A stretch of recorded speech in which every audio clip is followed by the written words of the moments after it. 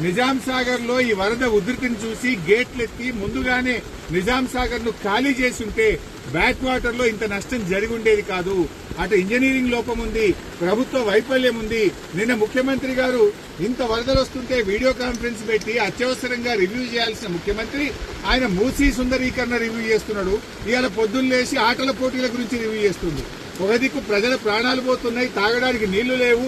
హవేలీ గన్పూర్లో నిన్నటి నుంచి కరెంటు లేక 7 గ్రామాల ప్రజలు మంచినీళ్లు లేక వర్షపు నీళ్లను ప్లేట్లలో గ్లాసులలో పట్టుకొని తాగుతున్న పరిస్థితి ఉన్నది. ఇవాళ రేపు అంటు రోగాలు ప్రబలేటువంటి అవకాశం ఉంది. వచ్చే 24 గంటలు ఇంకా పెద్ద ఎత్తున వర్షాలు ఉన్నాయని వాతావరణ శాఖ చెప్తా ఉంది. ప్రజలు ఇబ్బందుల్లో ఉన్నారు. ప్రభుత్వం ఇప్పటికైనా మేల్కొని అత్యవసర చర్యలు చేపట్టి ప్రజలను కాపాడుకోవాలి. ప్రజలకు త్రాగునీరు అందించండి, ప్రజలకు అవసరమైన ఆహార పొట్లాలను పంపించండి, హెలికాప్టర్లను అందుబాటులో పెట్టండి. ఎందుకంటే బాగా తడిచి ఉన్నది, ఇప్పటికే నీటి ప్రవాహం ఉంది.